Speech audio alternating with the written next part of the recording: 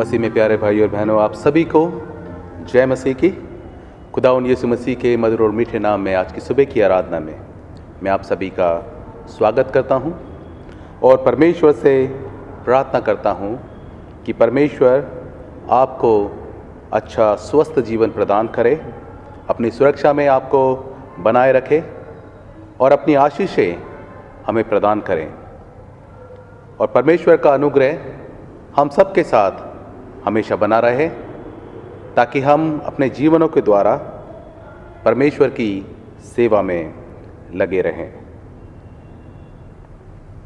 आज ईस्टर के पूर्व का 8वां रविवार है और आज के दिन के लिए हमारे लिए विषय है केवल परमेश्वर की कृपा से हमारा हृदय पवित्र हो सकता है। और परमेश्वर का वचन आज हमसे ये कहता है, हे यहोवा हमारी नहीं वरन अपने ही नाम की महिमा अपनी करुणा और सच्चाई के निमित्त कर।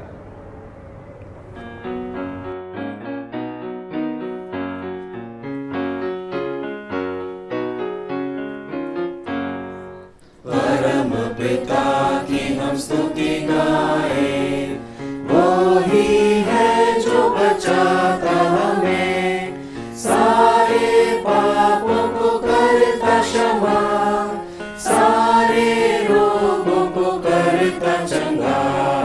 परम पिता की हम स्तुति गाए, वो ही है जो बचाता हमें, धन्यवाद दे उसके आसनों में, आनंद से आए उसके चरणों में, संगीत गा के खुशी से मुक्ति की चट्टान को जय ललकारे। परम पिता की हम स्तुति गाए, वही है जो बचाता हमें, वही हमारा है परम पिता, तरस खाता है सदा सदा, पूरब से पश्चिम जितनी दूर, उतनी ही दूर के हमारे गुनाह। परम पिता की हम स्तुति गाए, वो ही है जो बचाता हमें, माँ की तरह उसने दी तसल्ली, दुनिया के खतरों में छोड़ा नहीं, खालिस दूध कलाम का दिया और दी हमेशा की जिंदगी। परम पिता की हम स्तुति गाए, वही है जो बचाता हमें, चरवाहे की मानंद ढूंढा उसने, पापों की कील से निकाला हमें, हमको बचाने को जान अपनी दी, ताकि हाथ में हम उसके रहे। परम पिता की हम स्तुति गाए, वो ही है जो बचाता हमें। आइए हम सब मिलकर प्रार्थना करें। सर्वशक्तिमान परमेश्वर, आपके सम्मुख सबके हृदय खुले हैं, आप सबकी अभिलाषाओं को जानते हैं और आपसे कोई भी बेछिपा नहीं है। अपने पवित्र आत्मा की प्रेरणा से हमारे हृदय के विचारों को शुद्ध कीजिए ताकि हम आपसे पूर्ण रूप से प्रेम करें और योग्य रीति से आपके पवित्र नाम की स्तुति करें, हमारे प्रभु यीशु मसीह के द्वारा, आमीन। स्वर्ग में परमेश्वर की महिमा और पृथ्वी पर उसके लोगों को शांति। हे प्रभु परमेश्वर, स्वर्गिक राजा, सर्वशक्तिमान पिता परमेश्वर, हम आपकी आराधना करते, आपको धन्यवाद देते और आपकी महिमा के कारण आपकी स्तुति करते हैं। हे प्रभु यीशु मसीह, परमेश्वर पिता के इकलौते पुत्र, हे प्रभु परमेश्वर, हे परमेश्वर के मेमने, आप जगत का पाप उठा ले जाते हैं, हम पर दया कीजिए। आप पिता के दाहिनी ओर विराजमान हैं, हमारी प्रार्थना स्वीकार कीजिए, क्योंकि केवल आप ही पवित्र हैं, आप ही प्रभु हैं, आप ही यीशु मसीह पवित्र आत्मा के साथ परमेश्वर पिता की महिमा में परम उच्च हैं। आमीन। आइए हम सभी दया याचना की प्रार्थना में शामिल हो। प्रभु हम पर दया कीजिए। प्रभु हम पर दया कीजिए। क्रिस्त हम पर दया कीजिए। क्रिस्त हम पर दया कीजिए। प्रभु हम पर दया कीजिए। प्रभु हम पर दया कीजिए। आज के दिन के लिए विशेष प्रार्थना। हे सर्वशक्तिमान परमेश्वर, केवल आप ही हमारे मन के स्वच्छंद विकारों और अभिलाषाओं को वश में कर सकते हैं। वर दीजिए कि हम उससे प्रेम करें जिसकी आपने आज्ञा दी है, और उसकी अभिलाषा करें जिसको देने का आपने वचन दिया है, ताकि संसार की समस्त बदलती और अनिश्चित बातों में हमारा मन उन बातों पर लगा रहे जिसमें सच्चा आनंद मिलता है। हमारे प्रभु यीशु मसीह के द्वारा, जो आपके पवित्र आत्मा के साथ एक परमेश्वर है, अब और सदा सर्वदा जीवित और राज्य करते हैं। आमीन। आज का उत्तरवादी पाठ लिया गया है भजन संहिता 51 10 से लेकर 17 आयत। आप कृपया उत्तर करें। मेरे अंदर शुद्ध मन उत्पन्न कर। हे परमेश्वर, मेरे अंदर शुद्ध मन उत्पन्न कर और मेरे भीतर स्थिर आत्मा नए सिरे से उत्पन्न कर। मुझे अपने सामने से निकाल ना दे और अपनी पवित्र आत्मा को मुझसे अलग ना कर। अपने किए हुए उद्धार का हर्ष मुझे फिर से दे और उदार आत्मा देकर मुझे संभाल। तब मैं अपराधियों को तेरा मार्ग सिखाऊंगा और पापी तेरी ओर फिरेंगे।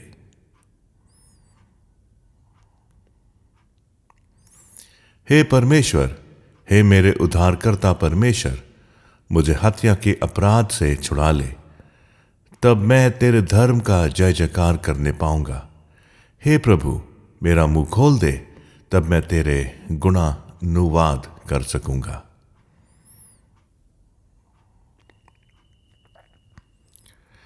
क्योंकि तू मेल बलि से प्रसन्न नहीं होता, नहीं तो मैं देता। होम बलि से भी तू प्रसन्न नहीं होता। टूटा मन परमेश्वर के योग्य बलिदान है।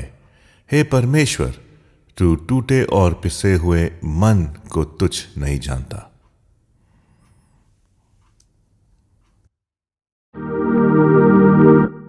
और प्रशंसा पिता की और पुत्र की और पवित्र आत्मा की, जैसे आदि में हुई अब है अब सदा रहेगी, युग युग। आमीन। पहला अध्ययन।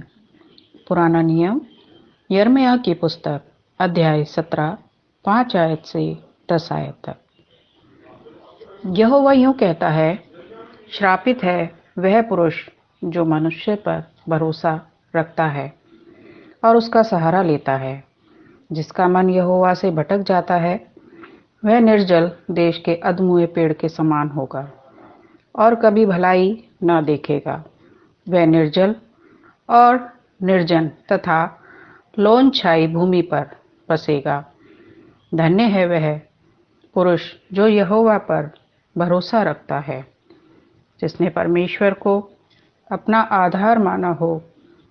वह उस वृक्ष के समान होगा जो नदी के तीर पर लगा हो और उसकी जड़ जल के पास फैली हो। जब घाम होगा तब उसको ना लगेगा, उसके पत्ते हरे रहेंगे और सूखे वर्ष में भी उनके विषय में कुछ चिंता ना होगी, क्योंकि वह तब भी फलता रहेगा। मन तो सब वस्तुओं से अधिक धोखा देने वाला होता है। उसमें असाध्य रोग लगा है, उसका भेद कौन समझ सकता है। मैं यहोवा मन की खोजता और हृदय को जांचता हूँ, ताकि प्रत्येक जन को उसकी चाल चलन के अनुसार अर्थात उसके कामों का फल दूं। यह परमेश्वर का वचन है। परमेश्वर अपने वचन के कहे और सुने जाने पर आशीष दे। आमीन। मैं आपके सामने पढ़ूंगी पौलुस प्रेरित का खत रोमियो के नाम, उसका 7वां अध्याय 15 पद से लेकर के आखिर पद तक, और उसके बाद 8 अध्याय पहले 2 पद। यहाँ परमेश्वर हमसे इस प्रकार कहता है, और जो मैं करता हूँ उसको नहीं जानता, क्योंकि जो मैं चाहता हूँ वह नहीं किया करता, परंतु जिससे मुझे घृणा आती है वही करता हूँ। और यदि जो मैं नहीं चाहता वही करता हूँ तो मैं मान लेता हूँ कि व्यवस्था भली है। तो ऐसी दशा में उसका करने वाला मैं नहीं, वरन पाप है जो मुझ में बसा हुआ है। क्योंकि मैं जानता हूँ कि मुझ में अर्थात मेरे शरीर में कोई अच्छी वस्तु वास नहीं करती। इच्छा तो मुझ में है, परंतु भले काम मुझसे बन नहीं पड़ते। क्योंकि जिस अच्छे काम की मैं इच्छा करता हूँ वह तो नहीं करता, परंतु जिस बुराई की इच्छा नहीं करता वही किया करता हूँ। परंतु यदि मैं वही करता हूँ जिसकी इच्छा नहीं करता, तो उसका करने वाला मैं ना रहा।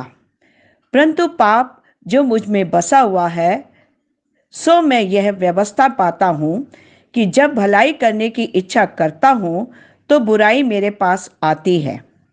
क्योंकि मैं भीतरी मनुष्य तब से तो परमेश्वर की व्यवस्था से बहुत प्रसन्न रहता हूँ, परंतु मुझे अपने अंगों में दूसरे प्रकार की व्यवस्था दिखाई पड़ती है, जो मेरी बुद्धि की व्यवस्था से लड़ती है और मुझे पाप की व्यवस्था की बंधन में डालती है, जो मेरे अंगों में है। मैं कैसा अभागा मनुष्य हूँ! मुझे इस मृत्यु की देह से कौन छुड़ाएगा? मैं अपने प्रभु यीशु मसीह के द्वारा परमेश्वर का धन्यवाद करता हूँ। निदान मैं आप बुद्धि से तो परमेश्वर की व्यवस्था का, परंतु शरीर से पाप की व्यवस्था का सेवन करता हूँ। 8वां अध्याय पहले 2 पद। सो अब जो मसीह यीशु में है उन पर दंड की आज्ञा नहीं, क्योंकि वे शरीर के अनुसार नहीं वरन आत्मा के अनुसार चलते हैं। क्योंकि जीवन की आत्मा की व्यवस्था ने मसीह यीशु में मुझे पाप की और मृत्यु की व्यवस्था से स्वतंत्र कर दिया है। परमेश्वर अपने वचन के पढ़े जाने और सुने जाने पे आशीष दे। आमीन। आज का सुसमाचार पाठ लिया गया है मरकुस रचित सुसमाचार, उसका 7वां अध्याय 14 से लेके 23 आयत तक।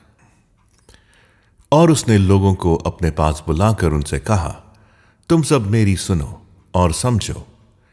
ऐसी तो कोई वस्तु नहीं जो मनुष्य में बाहर से समाकर अशुद्ध करे, परंतु जो वस्तुएं मनुष्य के भीतर से निकलती हैं वही उसे अशुद्ध करती हैं। यदि किसी के सुनने के कान हो तो सुन ले। जब वो भीड़ उसके पास से घर में गया तो उसके चेलों ने इस दृष्टांत के विषय में उससे पूछा। उसने उनसे कहा, क्या तुम भी ऐसे ना समझ हो? क्या तुम नहीं समझते कि जो वस्तु बाहर से मनुष्य के भीतर जाती है वो उसको अशुद्ध नहीं कर सकती, क्योंकि वो उसके मन में नहीं परंतु पेट में जाती है और संडास में निकल जाती है। ये कहकर उसने सब भोजन वस्तुओं को शुद्ध ठहराया। फिर उसने कहा, जो मनुष्य में से निकलता है वही मनुष्य को अशुद्ध करता है, क्योंकि भीतर से अर्थात मनुष्य के मन से बुरी बुरी चिंता, व्यभिचार, चोरी, हत्या, पर स्त्रीगमन, लोभ, दुष्टता, छल, लुचपन, कृदृष्टि, निंदा, अभिमान और मूर्खता निकलती है। ये सब बुरी बातें भीतर ही से निकलती हैं और मनुष्य को अशुद्ध करती हैं। परमेश्वर अपने वचन के पढ़े और सुने जाने पर आशीष दे। परिहित निवेदन जो कि पाए जाते हैं आराधना की पुस्तक, उसका पृष्ठ संख्या 124। जब मैं कहूँ हे दयावान प्रभु, तो आप सब कहें हमारी प्रार्थना सुनिए। हम समस्त मानव जाति के लिए प्रार्थना करें और अपनी प्रार्थनाओं को प्रभु यीशु मसीह के निरंतर निवेदन के साथ अर्पित करें। हे पिता, हम प्रार्थना करते हैं कि समस्त संसार में न्याय और शांति स्थापित हो और प्रत्येक व्यक्ति भरपूर जीवन प्राप्त करे। हे दयावान प्रभु, हम सब मिलकर बोलें, हमारी प्रार्थना सुनिए। उन सब लोगों के लिए जो इस नगर में रहते हैं, उन सब बातों को दूर करने के लिए जिनसे आपसी फूट और झगड़े होते हैं, और हमारे देश में सच्ची एकता की बढ़ती के लिए। हे दयावान प्रभु, हम सब मिलकर बोलें, हमारी प्रार्थना सुनिए। उन सब लोगों के लिए जो कृषि, उद्योग अथवा व्यापार में लगे हुए हैं, सब मजदूरों और कारीगरों के लिए, और उन सब के लिए जो हमारे देश की रक्षा करते हैं। हे दयावान प्रभु, हम सब मिलकर बोलें, हमारी प्रार्थना सुनिए। अध्यापकों और छात्रों, वैज्ञानिकों, लेखकों और कलाकारों, और उन सब व्यक्तियों के लिए जो अन्य लोगों के विचारों और भावनाओं को प्रभावित करते हैं। हे दयावान प्रभु, हम सब मिलकर बोलें, हमारी प्रार्थना सुनिए।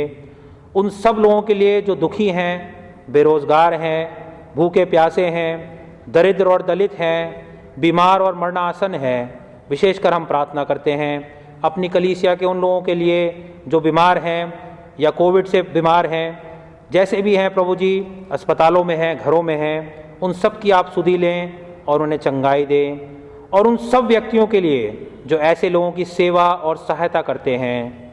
हे दयावान प्रभु, हम सब मिलकर बोलें, हमारी प्रार्थना सुनिए। हमारे तथा अन्य देशों के सब शासकों के लिए, विशेष करके हमारे राष्ट्रपति, प्रधानमंत्री, इस राज्य के राज्यपाल और मुख्यमंत्री, और उनके लिए भी जो लोगों पर किसी प्रकार का अधिकार रखते हैं। हे दयावान प्रभु, हम सब मिलकर बोलें, हमारी प्रार्थना सुनिए। संपूर्ण मसीह समाज की एकता और मेल मिलाप के लिए और समस्त संसार में उनकी गवाही और सेवा कार्य के लिए, हे दयावान प्रभु, हम सब मिलकर बोलें, हमारी प्रार्थना सुनिए। भारत में आपकी समस्त कलीसिया के लिए, उसकी परिषदों तथा अगुवों, विशेष करके हमारे मॉडरेटर और दिल्ली के बिशप पीसी सिंह, दक्षिण भारत कलीसिया के प्रमुख धर्माचार्य धर्मराज रासलम और मार्थोमा कलीसिया के मेट्रोपॉलिटन गीवर्गीज मैथोडियस और टिमथी शैलेश जयकुमार हमारे पुरोहित, और अनुराग और आशीष हमारे ले रीडर्स, और आपकी कलीसिया के सब अन्य धर्म सेवकों के लिए कि वे सच्चाई और लगन से आपकी सेवा करें। हे दयावान प्रभु, हम सब मिलकर बोलें, हमारी प्रार्थना सुनिए। यह वर दे कि आपके उन सब भक्तों के साथ जिन्होंने अपने जीवन में सच्चाई से आपकी सेवा की है, हम भी आपके राज्य के शाश्वत आनंद में संभागी हो सके।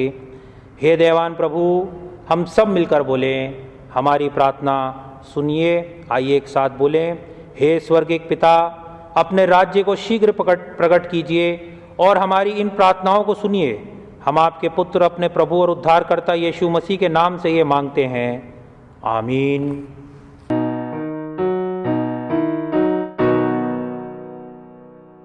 हे हमारे बाप, तू जो आसमान में है,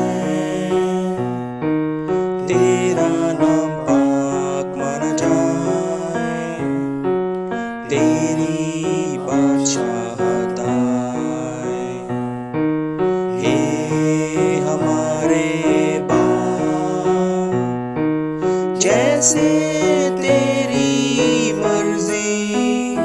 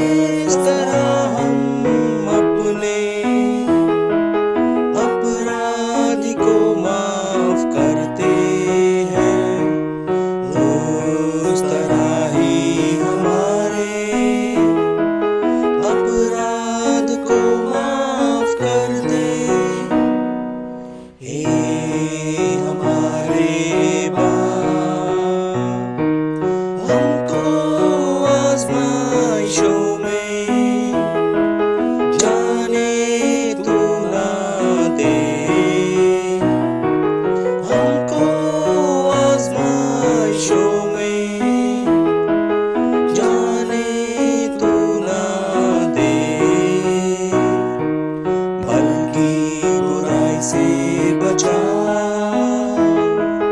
अपनी राह पर चला। हे हमारे बाप, क्योंकि आसमानी बादशाह और कुव्वत कुदरत, क्योंकि आसमानी बादशाह और कुव्वत कुदरत, ज़र और ज़मीं का जलाल है, हमेशा हो तेरा तेरा। आमीन आमीन आमीन, आमीन आमीन आमीन, आमीन आमीन आमीन, आमीन। पाप अंगीकार जो कि पाया जाता है आराधना की पुस्तक, उसका पृष्ठ संख्या 129, उसका भाग 17। प्रिय भाइयों और बहनों, हमारे प्रभु यीशु मसीह ये कहते हैं, हमारा प्रभु परमेश्वर ही एकमात्र प्रभु है। तू प्रभु अपने परमेश्वर को अपने संपूर्ण हृदय, संपूर्ण प्राण, संपूर्ण बुद्धि और संपूर्ण शक्ति से प्रेम कर। यह पहली आज्ञा है। दूसरी ये है, अपने पड़ोसी को अपने समान प्रेम कर। इनसे बड़ी और कोई आज्ञा नहीं है। परमेश्वर ने संसार से ऐसा प्रेम किया कि उसने अपना इकलौता पुत्र यीशु मसीह दे दिया कि वह हमें पापों से बचाए, स्वर्ग में हमारे निवेदन करे और हमें शाश्वत जीवन में पहुंचाए। इसलिए हम पश्चाताप और विश्वास के साथ अपने पापों को स्वीकार करें। हम परमेश्वर की कृपा से उसकी आज्ञाओं का पालन करने का और सब लोगों के साथ मेल मिलाप और प्रेम से रहने का पक्का संकल्प करें। हिस्सा 19, आइए एक साथ बोलें। हे सर्वशक्तिमान परमेश्वर, हमारे स्वर्गिक पिता, हमने मन, वचन और कर्म से आपके विरुद्ध और एक दूसरे के विरुद्ध पाप किया है। हमने अपनी अज्ञानता और दुर्बलता के कारण और जानबूझकर भी बुराइयां की हैं और भलाई करने में असफल रहे हैं। इन सब पापों के लिए हम सचमुच दुखी हैं और अंतःकरण से पश्चाताप करते हैं। आपके पुत्र यीशु मसीह ने हमारे लिए अपने प्राण दिए। उन्हीं के कारण हमने जो पाप किए उनको क्षमा कीजिए और यह वर दीजिए कि भविष्य में हम नया जीवन पाकर सदा आपकी सेवा करें, ताकि आपके पवित्र नाम की महिमा हो। आमीन। सर्वशक्तिमान परमेश्वर उन सबको क्षमा करता है जो एक दूसरे को क्षमा करते और सच्चा पश्चाताप करते हैं। वे हम पर दया करे, हमें पापों से क्षमा करे और उससे हमको छुटकारा दे। सब भले कामों हमको स्थिर और सबल करे और शाश्वत जीवन में बनाए रखे, हमारे प्रभु यीशु मसीह के द्वारा। आमीन। परमेश्वर का धन्यवाद हो। आइए हम परमेश्वर की शांति जो है हम एक दूसरे के साथ शेयर करें। हम सब मिलकर मसीह की देह हैं। हम सब ने एक आत्मा के द्वारा एक देह में बपतिस्मा लिया। हम ऐसे कार्यों में संकल्प रहें जिनसे शांति मिलती और एक दूसरे का निर्माण होता रहे। परमेश्वर की शांति सदा आपके साथ हो और एक दूसरे को बोले आपके साथ भी हो।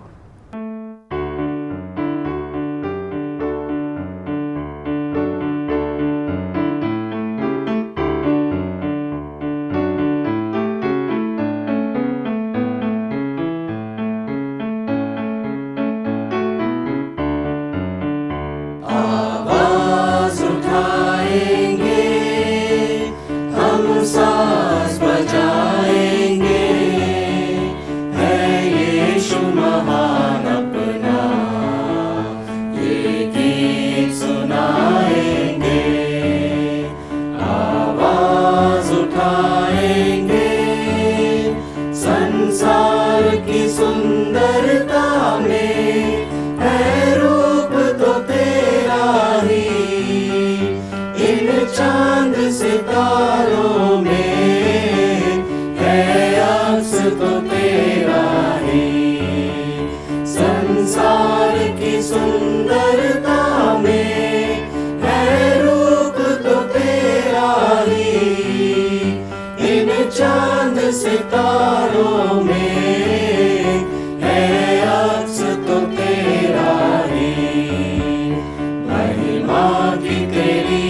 बातें हम सबको बताएंगे, है यीशु महान अपना, ये गीत सुनाएंगे, आवाज उठाएंगे, दिल तेरा खजाना है, एक पाक मोहब्बत का, था पा न सका कोई, सागर है तू उल्फत का, दिल तेरा खजाना है, एक पाक मोहब्बत का, था पा न सका कोई, सागर है तू उल्फत का। हम तेरी मोहब्बत से दिल अपना सजाएंगे, है यीशु महान अपना, ये गीत सुनाएंगे, आवाज उठाएंगे, ना देख सका हमको तू पाप के सागर में, और बन के मनुष्य आया आकाश से सागर में, ना देख सका हमको तू पाप के सागर में, और बन के मनुष्य आया आकाश से सागर में,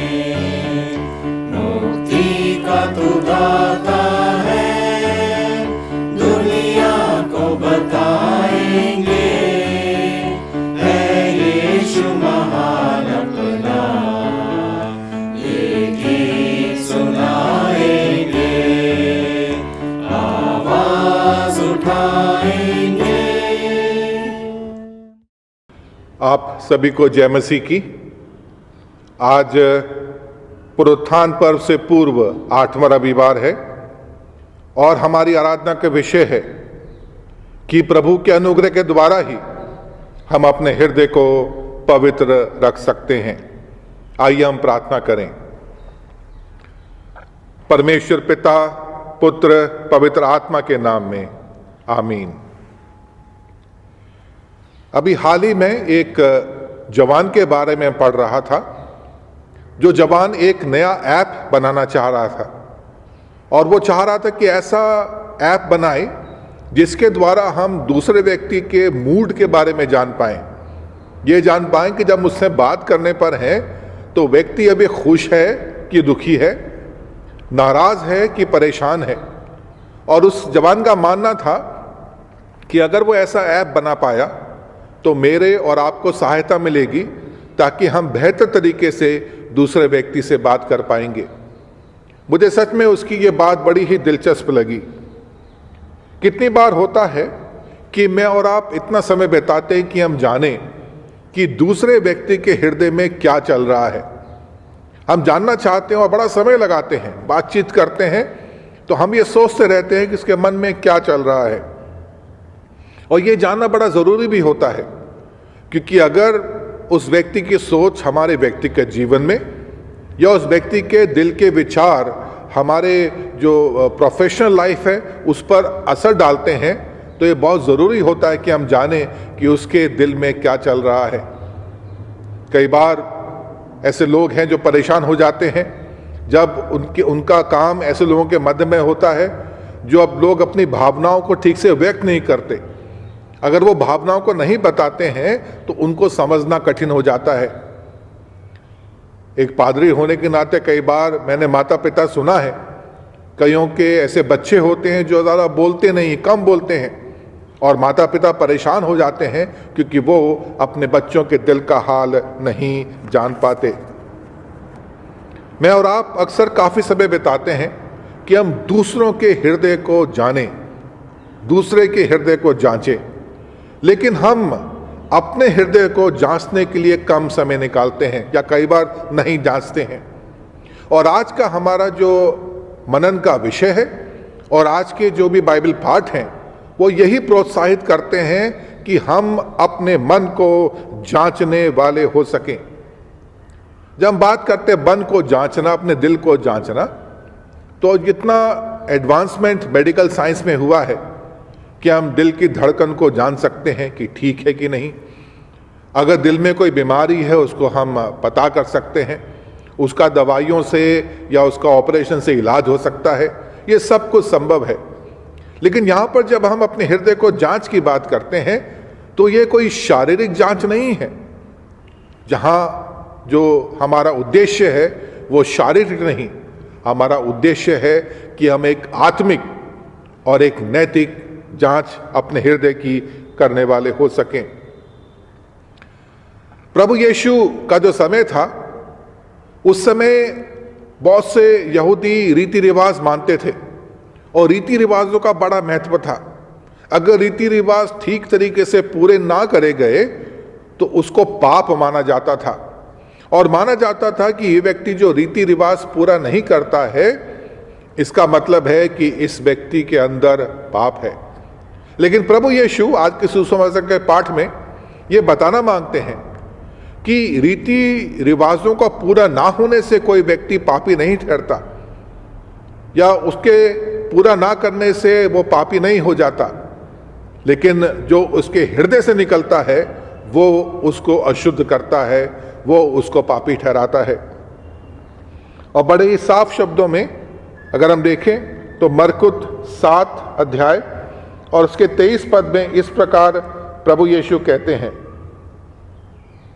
21 और 22 पद में, क्योंकि भीतर ही से अर्थात मनुष्य के मन से बुरे बुरे विचार, व्यभिचार, चोरी, हत्या, परस्त्रीगमन, लोभ, दुष्टता, छल, लुचपन, कुदृष्टि, निंदा, अभिमान और मूर्खता निकलती है। ये सारी बातें जो प्रभु यीशु ने बोली वो सारी बातें हमारे हृदय से निकलती हैं।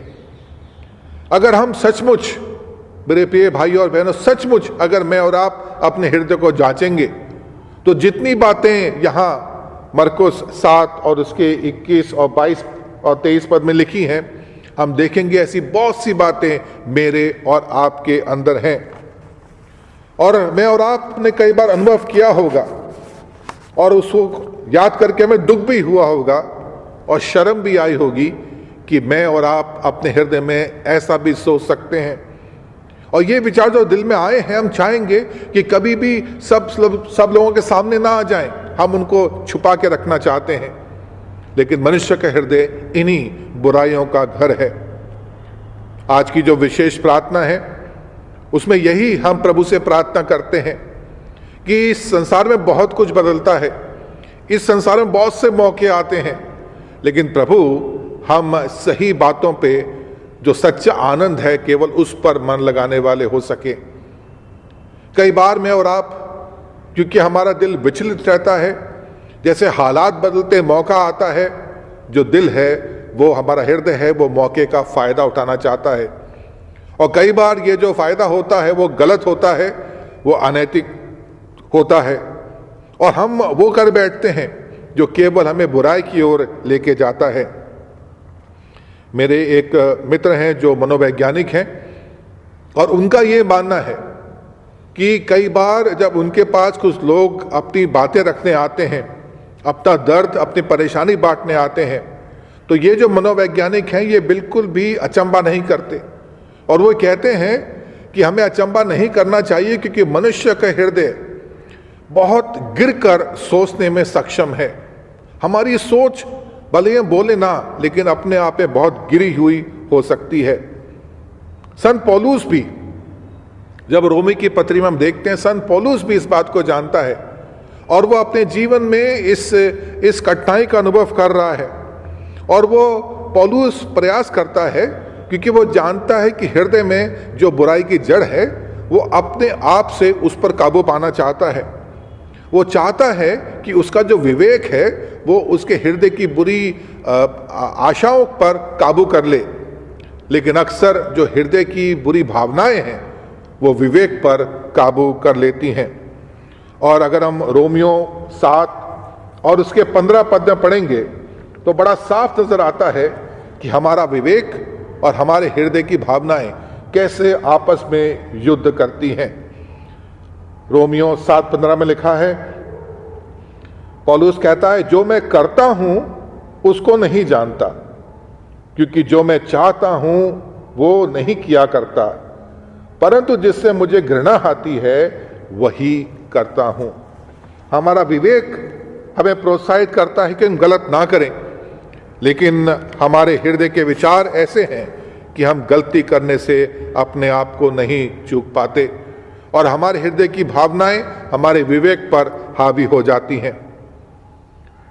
पौलुस इसलिए इस बात को पहचान पाता है कि अगर उसको अपने हृदय की बुराई से दूर जाना है, अगर उसको अपने हृदय की सफाई चाहिए, तो वो अपने आप नहीं कर सकता। और ये बात मुझे और आपको समझनी है। पहला ये कि अपने हृदय को हम जांचें, हम दूसरे के हृदय को जांचने में इतना समय ना लगाएं। और जब अपने हृदय को हम जांच लेते हैं और हम जानते हैं कि हमारे अंदर कमियां हैं, तो हम जाने कि अपने आप से हम इन कमियों के ऊपर नहीं उठ सकते।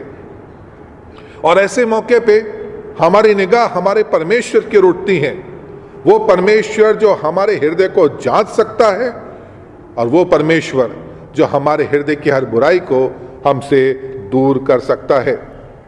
और इसीलिए जो पुराने नियम का पाठ है, यिर्मयाह नबी की किताब उसका 17 अध्याय और उसके 9 और 10 पद में इस प्रकार लिखा है, मन तो सब वस्तुओं से अधिक धोखा देने वाला है, उसमें असाध्य रोग लगा है, उसका भेद कौन समझ सकता है। मैं यहोवा मन को खोजता और हृदय को जांचता हूं। मैं यहोवा मन को खोजता और हृदय को जांचता हूं। हमारा परमेश्वर एक ऐसा परमेश्वर है जो हमारे हृदय को खोजता है, वो जांचता है। कोई और नहीं खोज सकता, मैं और आप भी पूरा नहीं खोज सकते, लेकिन परमेश्वर से कुछ भेद छिपा नहीं।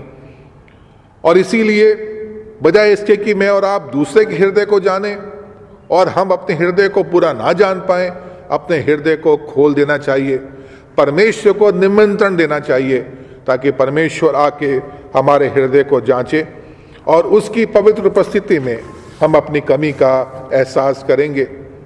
और प्रभु हमें हमारे दुख में, हमारी पीड़ा में कभी नहीं छोड़ेगा। परमेश्वर हमारे हृदय से हर एक बुराई को साफ करने में सक्षम है।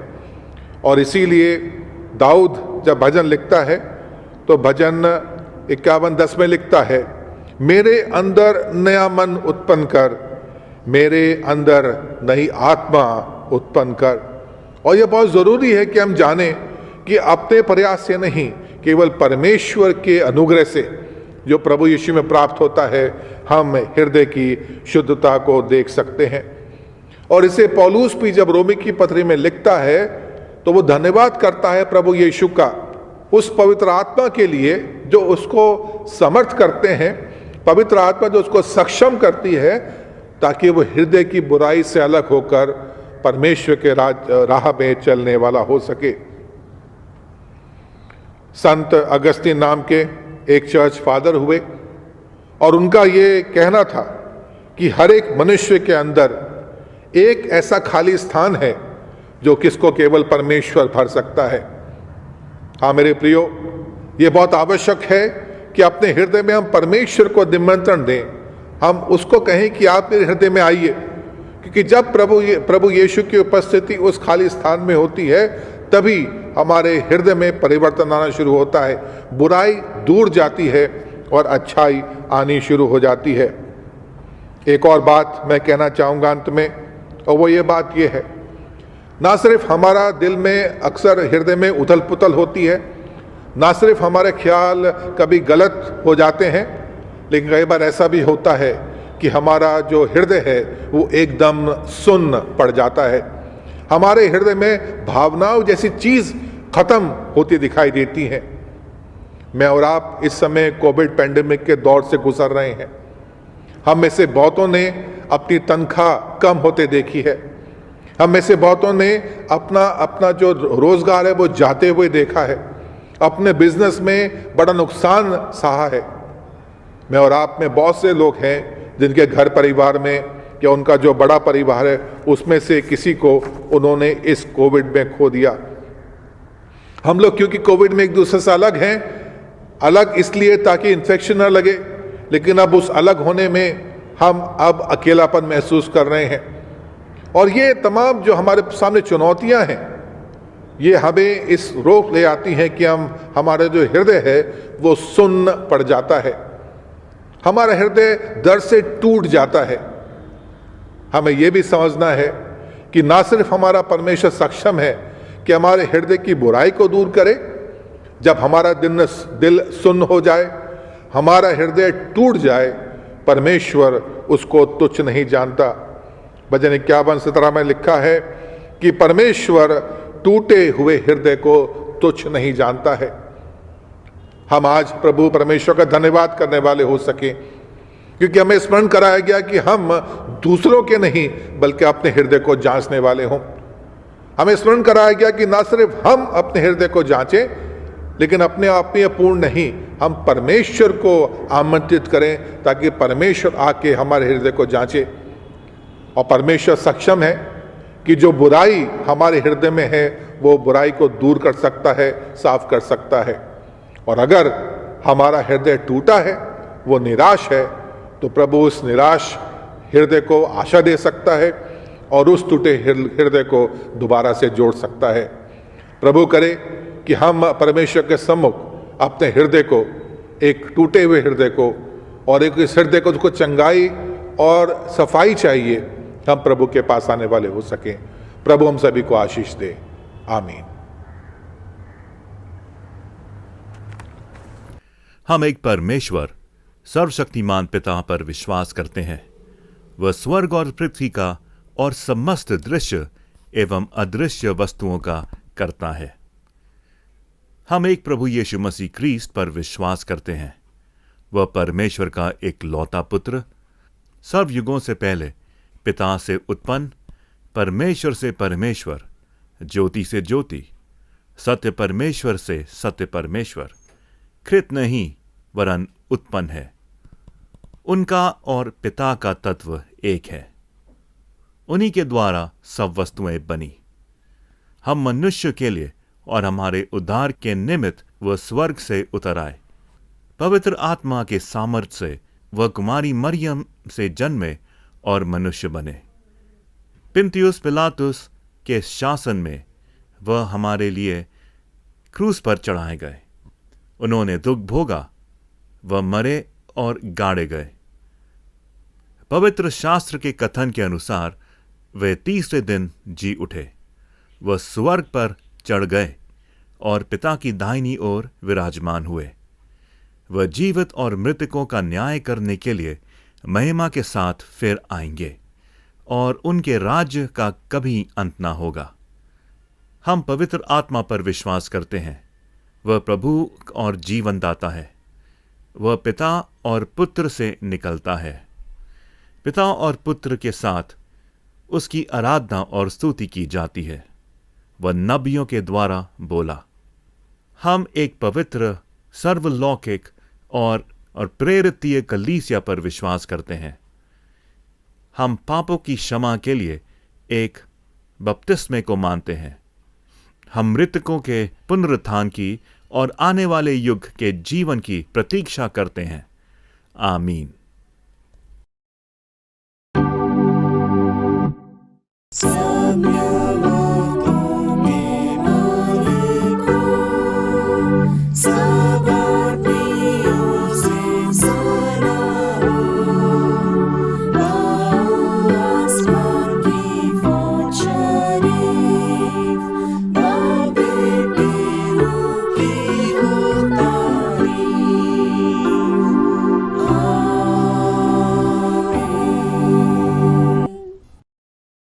परमेश्वर की शांति जो सारी समझ से परे है, परमेश्वर और उसके पुत्र हमारे प्रभु यीशु मसीह में ज्ञान और प्रेम में आपके हृदय और विचारों को सुरक्षित रखे और सर्वशक्तिमान परमेश्वर पिता, पुत्र और पवित्र आत्मा की आशीष आप पर हो और आपके साथ सदा सर्वदा बनी रहे। आमीन। शांति से पूर्ण होकर जाओ, प्रभु से प्रेम करो और उसकी सेवा में लगे रहो। सब मिलके बोले मसीह के नाम में आमीन।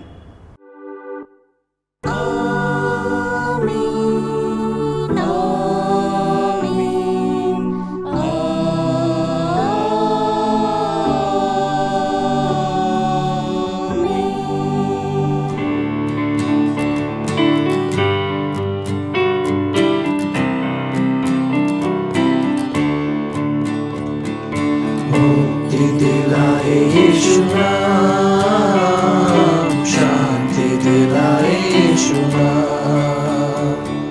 मुक्ति दिलाए यीशु नाम, शांति दिलाए यीशु नाम। यीशु दया का बहता सागर, यीशु दया का बहता सागर, यीशु है दाता महान, यीशु है दाता महान। मुक्ति दिलाए यीशु नाम, शांति दिलाए यीशु नाम। चरनी में तूने जन्म लिया यीशु, चरनी में तूने जन्म लिया यीशु, सूली पर किया विश्राम, सूली पर किया विश्राम। मुक्ति दिलाए यीशु नाम, शांति दिलाए यीशु नाम। हम पर भी यीशु कृपा करना, हम पर भी यीशु कृपा करना। हम हैं पापी नादान, हम हैं पापी नादान। मुक्ति दिलाए यीशु नाम, शांति दिलाए यीशु नाम। हम सबके पापों को मिटाने, हम सबके पापों को मिटाने यीशु हुआ बलिदान, यीशु हुआ बलिदान। मुक्ति दिलाए यीशु नाम, शांति दिलाए यीशु नाम। क्रूस पर अपना खून बहाया, क्रूस पर अपना खून बहाया, सारा चुकाया दाम, सारा चुकाया दाम।